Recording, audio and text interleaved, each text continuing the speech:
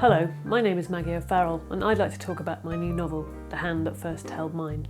This novel in a sense has three main characters. There are two human protagonists, Lexy and Alena, but the third main character doesn't speak, doesn't eat, doesn't wear clothes, doesn't breathe and doesn't make decisions. It is the city in which the other two live, the city of London.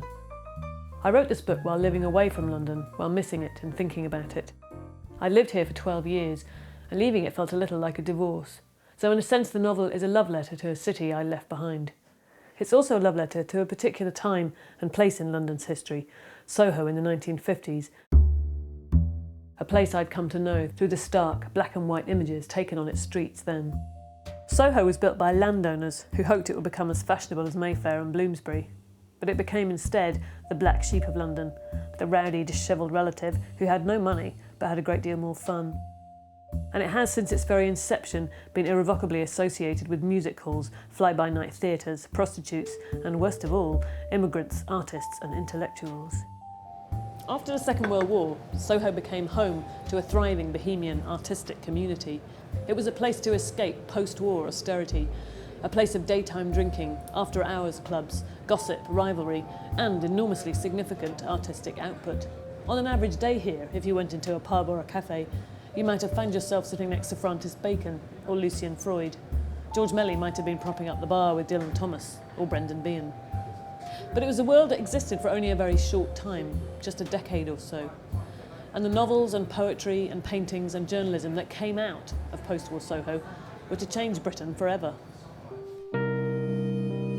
So the more I studied the images of post-war Soho, the more I wondered if it would be possible to write someone into it.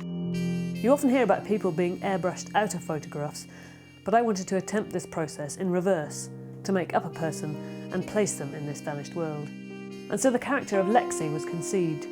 I wanted to write about what it would be like to arrive in Soho from somewhere completely different. Lexy escapes rural Devon for London, desperate for excitement, for stimulation, for, as she says in the novel, the technicolor part of her life to begin. Alena, the present-day character, has this in common with Lexy. She has left her native Finland and come to London to be a painter. Alena isn't, as the novel opens, doing much painting, however, as she's recovering from the birth of her first child. Much of this novel is concerned with people whose lives change in an instant. They meet someone, or leave somewhere, or lose someone, and life is never the same again. I think motherhood is one of those moments.